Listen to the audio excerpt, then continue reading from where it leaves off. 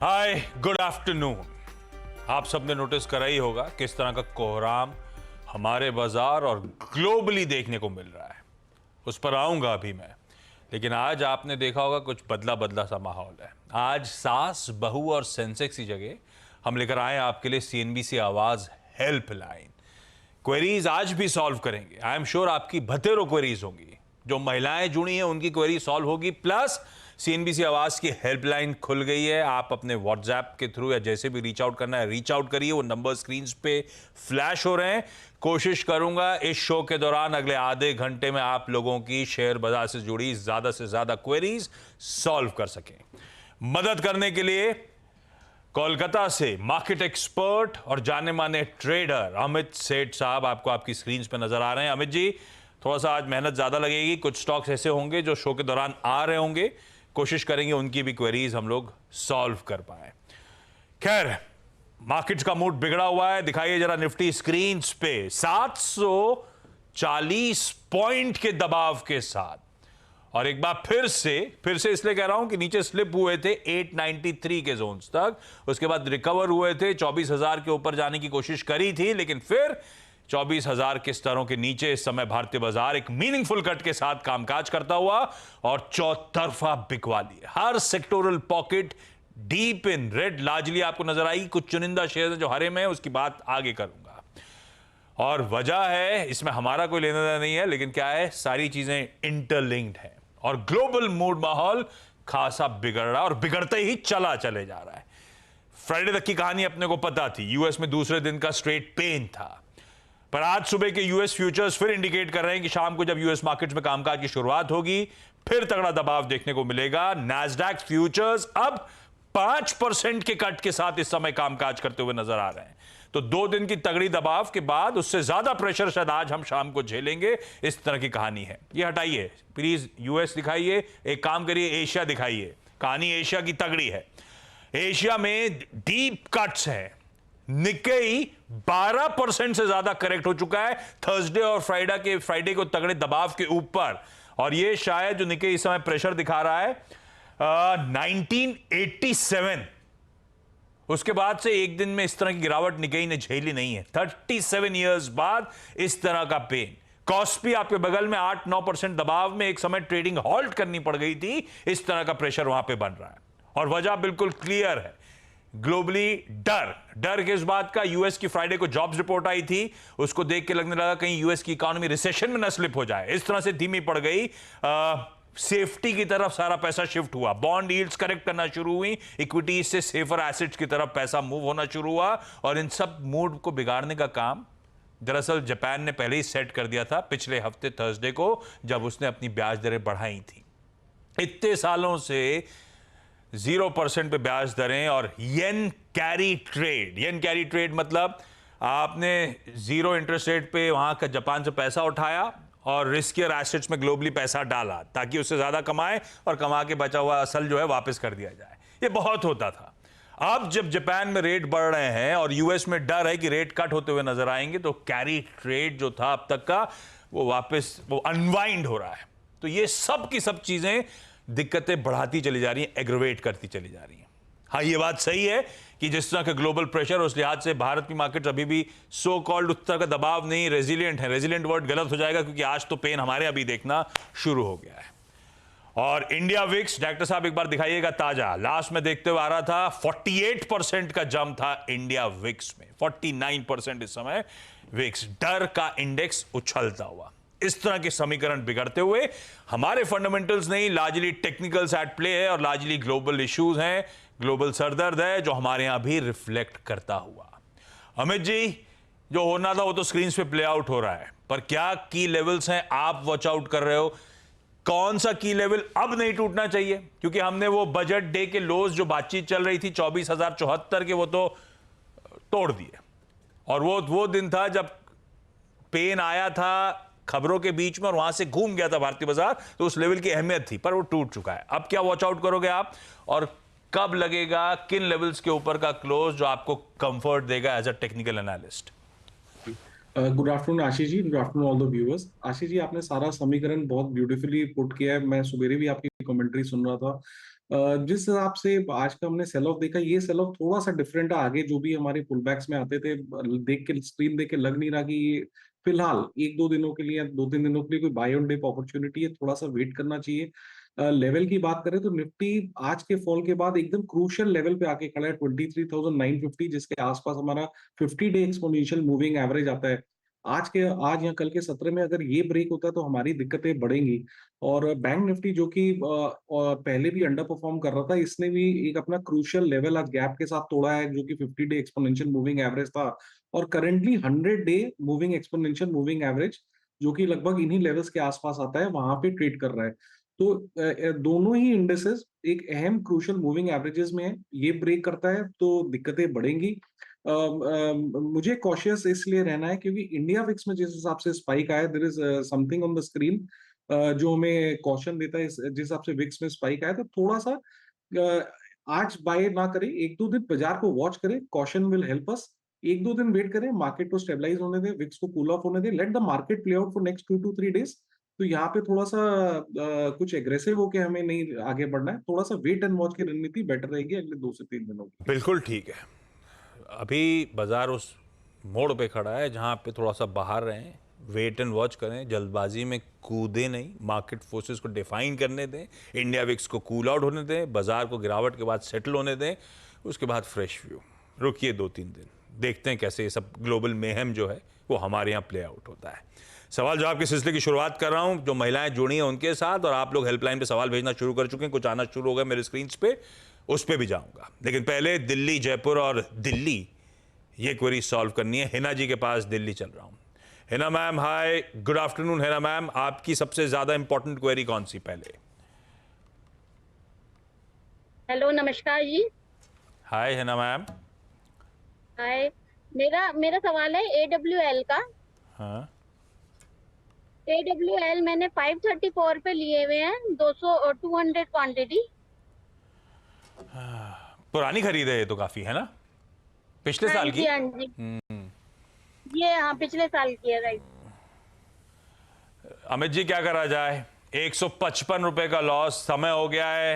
हालांकि अदानी विल्मर और ऐसे कंजम्पशन वाली स्टोरीज, थोड़े बहुत जो रेजिलियंस की पॉकेट है यही है। इवन अदानी विल्मर भी थोड़ा सा फ्लैटिश जोन के आसपास ट्रेड करता हुआ। अमित जी, कैसा लग रहा है ये स्टॉक? और मेरा जो इस तरह का लॉस हो रहा है, क्या करना चाहिए मुझे? जी आशीष जी, अगर इसका पूरा स्ट्रक्चर डेली वीकली का देखें और एक बार बाजार को साइड में रखें, तो ये स्टॉक 322 320 नीचे और ऊपर 400 की रेंज में पिछले कई महीनों से कंसोलिडेट कर रहा है। नीचे 320-22 के पास बाइंग आ जाती है, 400 के आसपास आते आते थोड़ा सा रेजिस्टेंस आ जाता है। कल के सत्र में और आज अर्ली मॉर्निंग में हमने जरूर इसमें मोमेंटम देखा था, जो कि मार्केट के पुल ऑफ के चलते थोड़ा सा वीक हो गया है। तो मेरा ये सलाह यहाँ पे है कि एग्जिट तो मत करिए, रेंज बाउंड स्टॉक है, एज सच कोई साइन ऑफ वीकनेस नहीं लग रहा। हाँ, मार्केट अगर यहाँ से ज्यादा क्रैक करेगी तो ऑब्वियसली ये थोड़ा सा lower end of the range में चला जाएगा, कंसोलिडेशन मोड में। होल्ड करें, 400 जिस दिन क्रॉस करेगा तब यहाँ पे मोमेंटम आएगा। नहीं तो 400 के आसपास थोड़ा सा जहाँ आपका घाटा कम होता है, वो लेवल आने की आशा है, वहां पे थोड़ा सा हल्का फुल्का एग्जिट करें और वेट करें। हिना मैम, कहाँ बैठे हो आप? पीछे बड़ी अच्छी बिल्डिंग दिख रही है, बालकनी में बैठे हो क्या?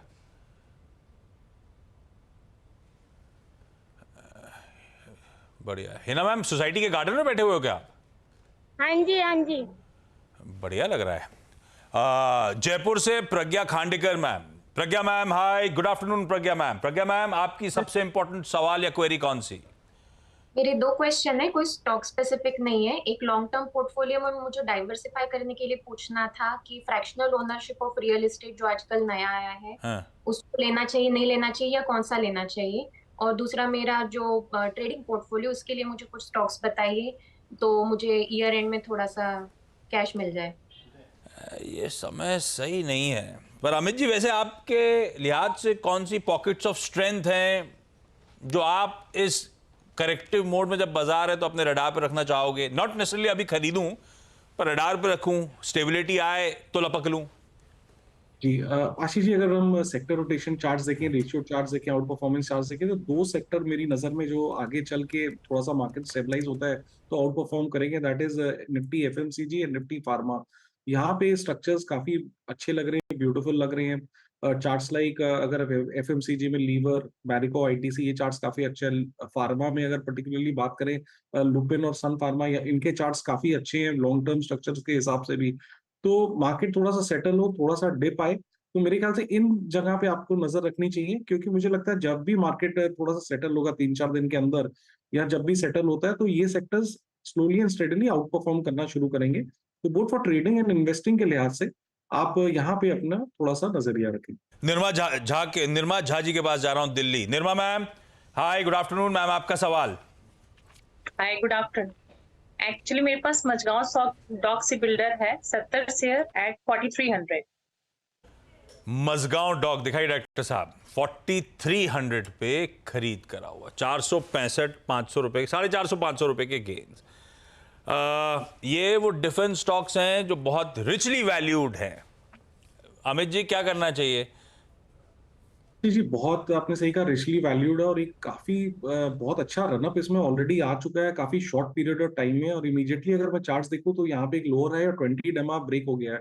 अगला सपोर्ट लगभग इनकी खरीद के आसपास ही आता है, और जिस हिसाब से स्टॉक पे प्रेशर है, कोई बड़ी बात नहीं होगी कि थोड़ा सा करेक्शन और आ जाए। तो मेरी सलाह ये पे कि मैम को अभी भी इसमें प्रॉफिट है, एक बार मुनाफा बांध के थोड़ा सा साइड हो जाए।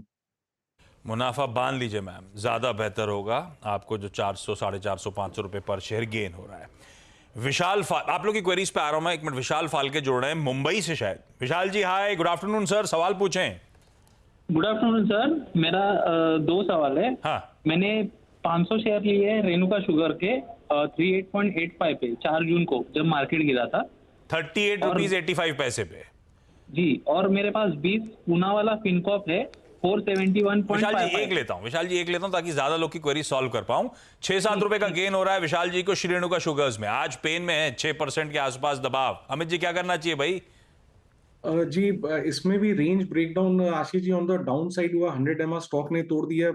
ये थोड़ा बहुत मुनाफा में है, तो मेरे ख्याल से यहाँ पे मुनाफा बांध लेना चाहिए, क्योंकि जिस हिसाब से बाजार है और जिस हिसाब से ये स्टॉक ने 200 एमआ तोड़ा, थोड़ी सी पेन बढ़ सकती है। तो ऐसा नहीं हो कि प्रॉफिट निकल जाए, और स्टॉक में कोई मोमेंटम है नहीं और डाउन साइड ब्रेक हुआ। तो सलाह यही है कि आप आज के भी दिन में, अगर इंट्राडे ऑलरेडी 6% डाउन है, कोई बाउंस आता है आज और कल में, तो थोड़ा सा मुनाफा बने तो इसमें से निकल जाइए। विशाल जी, निकलिए। कोई भी बाउंस आए, बाउंस का इंतजार करूं ऐसे बाजार में कि अमित निकल लूं फिर?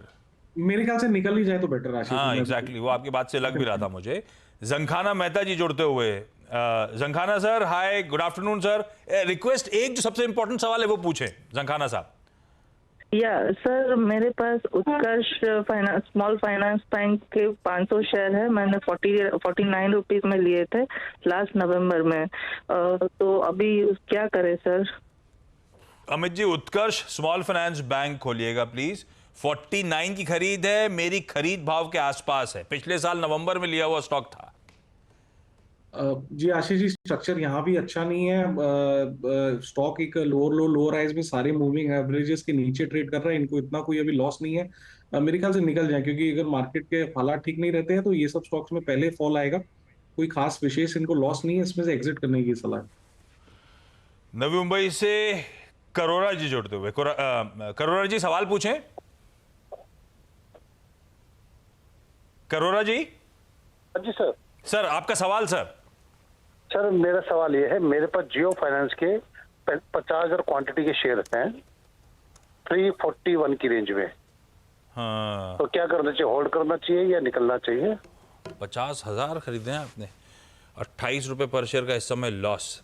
अमित जी, बहुत पुराना ट्रैक रिकॉर्ड नहीं, लेकिन जितनी फिर भी चार्ट्स हैं, वो क्या तस्वीर बयां कर रही हैं इस कंपनी की? मैं क्योंकि इन्होंने काफी वेट किया और काफी इनके खरीद के प्राइस से थोड़ा नीचे चल रहा है, तो अब इमीडिएटली तो एग्जिट नहीं बोलूंगा, क्योंकि ऑलमोस्ट एक नियर सपोर्ट के पास आ रहा है। एक स्विंग सपोर्ट और 200 एमआ 300-305 के आसपास है। आशा करता हूँ स्ट्रक्चर देख के वो नहीं टूटेगा, तो थोड़ा सा वेट एंड वॉच और होल्ड करें इसे, लेकिन स्टॉप लॉस जरूर लगा के रखे 300 रुपए का इसमें। तो मेरा कर रहा है, इतनी सारी क्वेरीज आ रही हैं, सबकी क्वेरीज सॉल्व कर रहा हूँ, अमित जी को बिठाए रखूँ, घंटे भर ये शो चलाऊँ, लेकिन डायरेक्टर साहब ऐसा करने नहीं दे रहे हैं मुझे। जो लाइव जुड़ा था उन सबका धन्यवाद, जिन लोगों के फ़ोन्स आए उनका धन्यवाद, और अमित जी आपका थैंक यू सो मच सारी क्वेरीज सॉल्व करने के लिए। बहुत ज़्यादा क्वेरीज सॉल्व ही नहीं कर पाया हूँ, और जिस हिसाब से अब फ्लड ऑफ क्वेरीज आ रही हैं, कोशिश करूंगा सोशल मीडिया पे ले जाऊं किसी शो को और उस पर बातचीत करूं। लेकिन Amit ji, thank you so much जुड़ने के लिए। आप सबका भी thank you so much. Break के उस पार एक क्विक मार्केट चेक बाद आपका स्वागत है। वही 3% से ज्यादा का दबाव। एक बात दिखाता हूं, mid cap small cap. Mid cap 4% और स्मॉल कैप 4.5% दबाव में। पर एक दिखाना नहीं चाहता लेकिन दिखाना चाहिए। मार्केट ब्रेथ 1:15, एक बड़ा तो 15 स्टॉक दबाव में। आज हम सब के पोर्टफोलियोज को ये बाजार की पिटाई डेंट करती हुई। खैर, ब्रेक का समय है। ब्रेक के उस पार इसी मिड कैप स्पेस पे और डिटेल में चर्चा करेंगे नीरज बाजपेयी के साथ। सुनिएगा ब्रेक के उस पार मिड कैप मंत्र में। नमस्कार।